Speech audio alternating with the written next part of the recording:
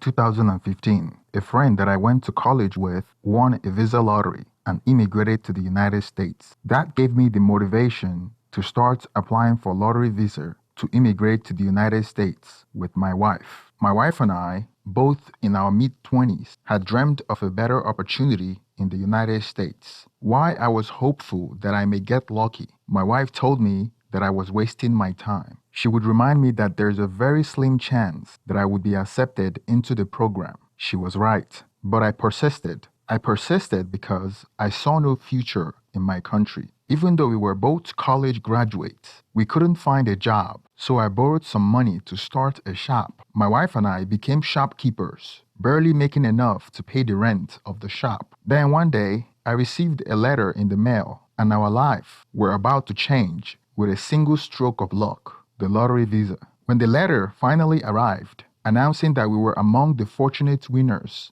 our hearts swelled with excitement and anticipation. I will admit, I had an idealistic view of the United States. I thought all my suffering is over, and my wife and I was about to ride into the sunset and live the American dream. The only problem was that we needed someone we knew in the United States to sponsor us. The only people we knew were my former classmate, who now lives in Georgia, and a former childhood neighbor who we didn't know very well. My former classmate would not qualify because he recently immigrated, so my childhood neighbor was kind enough to allow us to share the two-bedroom apartment he shared with his family in New York. Upon arriving in the United States, reality struck us like a hurricane. The American dream we had envisioned seemed distant and hazy. The childhood neighbor that was supposed to sponsor us threw us out after 2 months, not enough time for us to get on our feet. My wife and I had to find a job really fast and a place to stay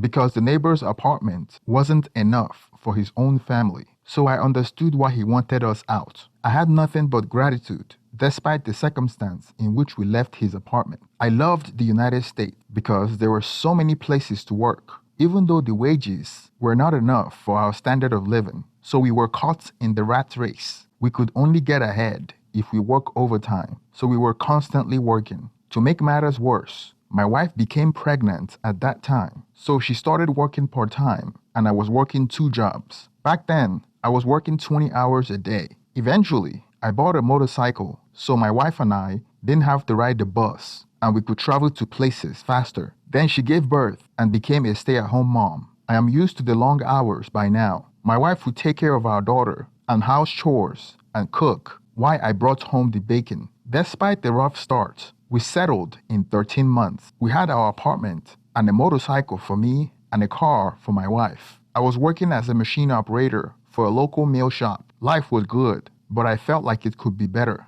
I knew it was a matter of time before I burn out, and in order to move up the socio-economic ladder, we need a post-secondary education. My wife and I already had bachelor's degrees in our country, but it's useless in the States unless we get an MBA, which is a 2-year degree. My wife and I talked about it. Our plan was that she would attend school while I work. When she graduated and found a job, we would switch roles and I would earn my degree. Sounds like a plan, right? Wrong. During the period when my wife started going to school for her MBA, I was in constant contact with my college friend in Georgia. He became a real estate agent and was doing very well, flipping houses. He encouraged me to move down there because the cost of living was reasonable and there were more opportunities. I procrastinated, became too comfortable, which was the biggest mistake we made in staying in New York. I was making more money than I had ever made in my life, and I even had enough to support our families back home. My wife is ambitious and an intelligent woman. She understood that getting an MBA would open doors to a brighter future, so I thought we were on the same page. She attended classes during the evening when I returned home to watch the baby. We also had a neighbor that had little kids that we babysit for, and they do the same for us. I worked long hours to provide for my family. Our struggles were abundant, but the love we shared and the dreams we nurtured kept us going. 3 years later, my wife put in the work and graduated with her MBA. She soon found a high-paying job at a logistic company. The future was going great. Everything was going as planned. We were filled with hope that our daughter would grow up in a world where dreams come true, where hard work pays. What could go wrong? Well, my wife had a different idea. The first 4 months of her new job was one of the happiest in our lives. I quit my job to be a stay-at-home dad and to complete my MBA program quickly. Everything was going as planned. She had to work for 9 hours a day. The rest of the time we spent together as family. Then she brought up the idea of having another baby. I wanted to wait till I finished school, but she insisted because she wasn't getting any younger. I agreed and we started trying. Then 2 months later, it was like a light switched off in her head. She started working long hours to hang out with coworkers and newfound friends. She got too carried away with the American lifestyle. She now had a high-flying career and forgot where she came from. She would come home at 8 p.m., forgetting that she had a family at home. And she would get defensive when I questioned her. She forgot who put this whole thing together. Instead of my wife appreciating all the moves that I made, she became this selfish and shallow person. I had to put this family first, from my home country till now, and felt like this little chance she gets, she couldn't restrain herself. She became engulfed in the American way of life, arguing and disrespecting me like the American women you see on TV. Since my wife was now making more money than me, she's staying late at work. Most of the time, she hung out with friends and co-workers. I was either studying while babysitting or going to school while someone took care of our baby, most likely our neighbor.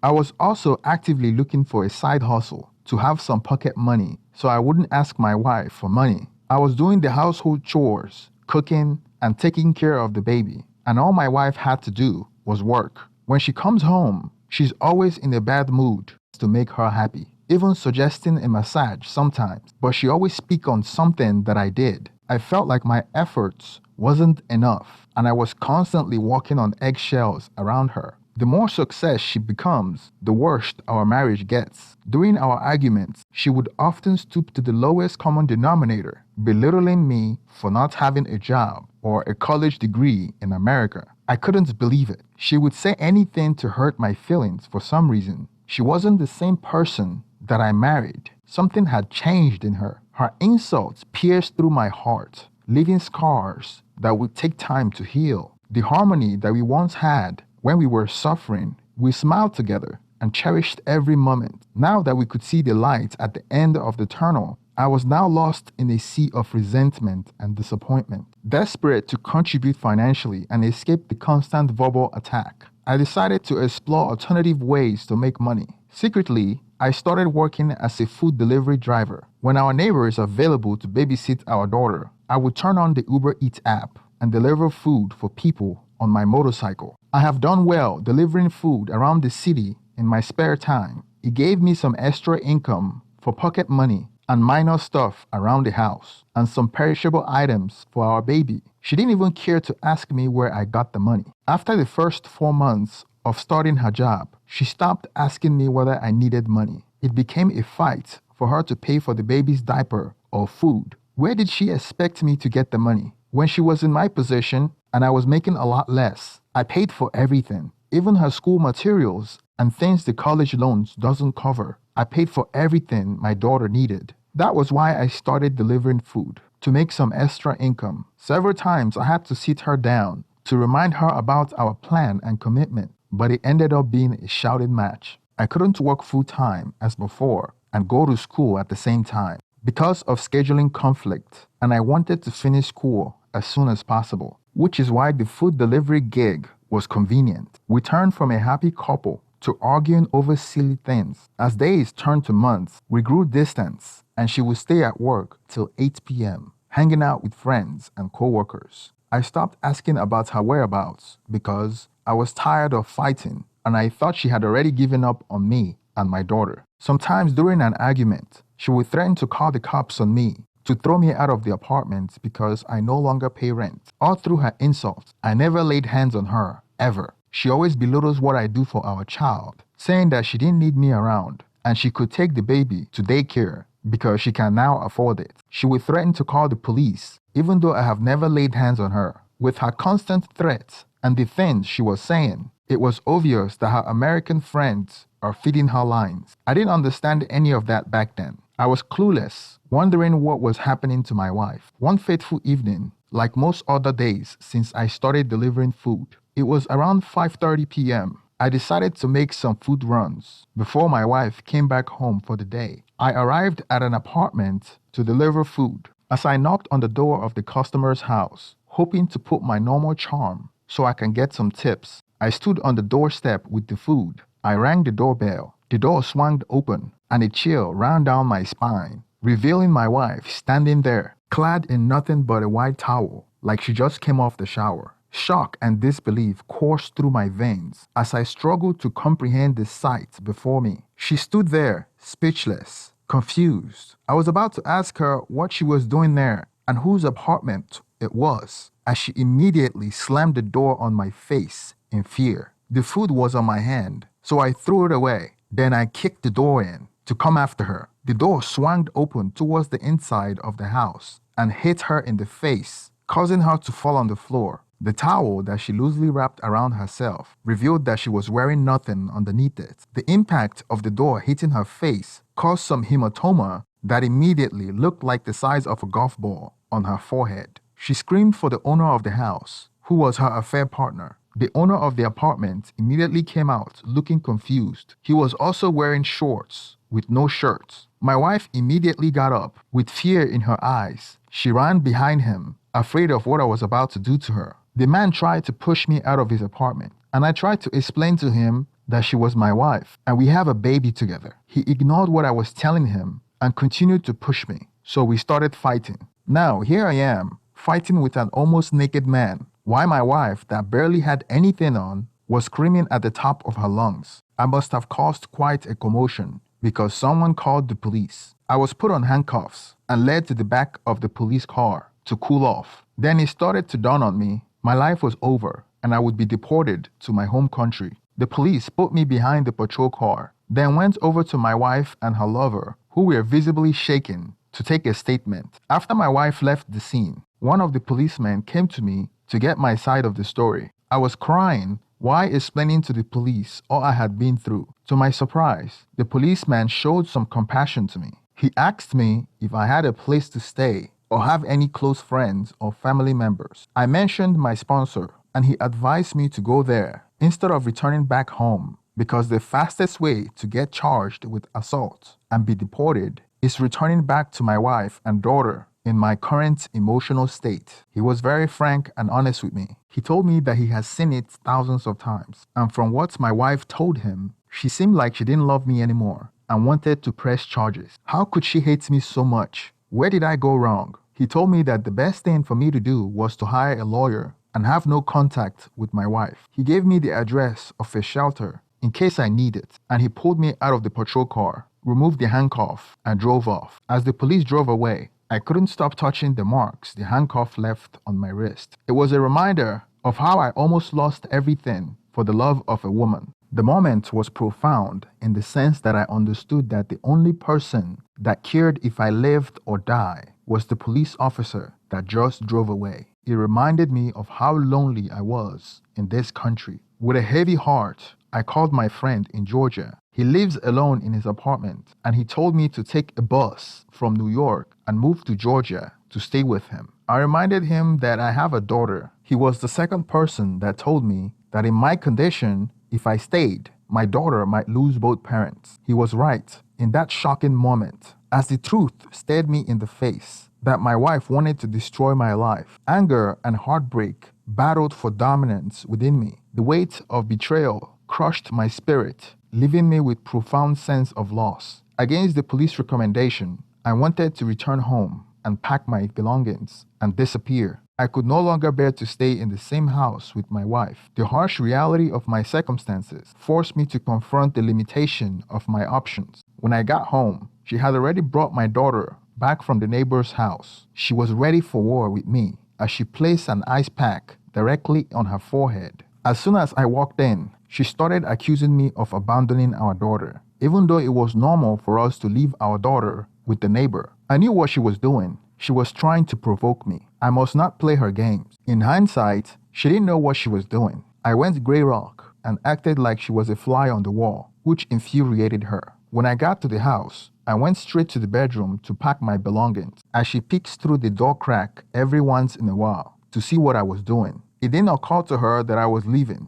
She couldn't imagine that I was willing to just walk away from everything. With a heavy heart and a tearing eyes and a congested nose, I went into the bedroom and started packing. After packing the essentials, I went to kiss my daughter goodbye as my wife looked on. I was so ashamed to look in her face, and I was mentally and emotionally exhausted. As I was dragging my luggage out the door, it dawned on her that I was actually leaving. It was then that she started apologizing, but it was too late. I never looked back. Unfortunately, that was the last time I saw my daughter for almost 2 years. I packed all my belongings on my bike and drove south till I found the cheapest hotel to crash. I couldn't take a bus down to Georgia because I wasn't going to abandon or sell my bike for a discount. So I rode the bike from New York to Georgia. When I arrived at my friend's house, I could finally breathe the fresh air of freedom, literally and figuratively. The air in New York was suffocating. My friend had a comfortable place. He was so happy to see me and told me that I could sleep on his couch as long as I wanted. It didn't take long for my wife to start blowing up my phone, leaving voice messages, asking where I was, apologizing, and asking me to come back home, just so she didn't think I was in trouble. I sent her a text message telling her that I don't want to see her ever again in my life. After 3 months of no response, she started using my family back home to mediate and to get me to return to New York, telling them that I abandoned my daughter. When it didn't work, she stopped contacting me. My friend was doing real estate back then, so he got me into it. I got my license and started selling wholesaling and flipping houses. 2 months after I left New York, I closed on my first property and found a lot of success in real estate. A year later, I fell in love with another realtor. Our relationship got to a point where we needed to take it to the next level, but I told her that I don't want to get married again. She knew my story, and we got along so well that she was fine with it. I'm not trying to brag, but I was making really good money flipping houses, 5 times what I would have made with an MBA degree. During Christmas, I want to take my girlfriend on vacation in New York so we could see my daughter and officially file for divorce from my estranged wife. When I got to New York, I called my estranged wife. I haven't spoken to her in more than a year. She was shocked to hear from me and couldn't wait to see me. I went to visit my soon-to-be ex-wife. She wasn't aware that I had a serious girlfriend. I was happy to see my daughter. They were still living in the same apartment. Sadly, my soon-to-be ex-wife thought I was coming back to her. I didn't feel anything when she started crying, realizing that I came to divorce her. It was never lost to me that not so long ago, she wanted me arrested and deported after I caught her cheating. I told her that I came to visit New York to see my daughter and finalize our divorce. I didn't tell her anything about my girlfriend because I don't want anything to interfere with the custody arrangements of my daughter. As for right now, I'm just going to enjoy my stay in New York with my daughter before heading back to Georgia with my girlfriend. I hope that after the divorce is finalized, my daughter would visit me in Georgia more often. Thank you for making it to the end of this story. Please share your opinion on the comment section and don't forget to like and subscribe. Thank you and have a wonderful day.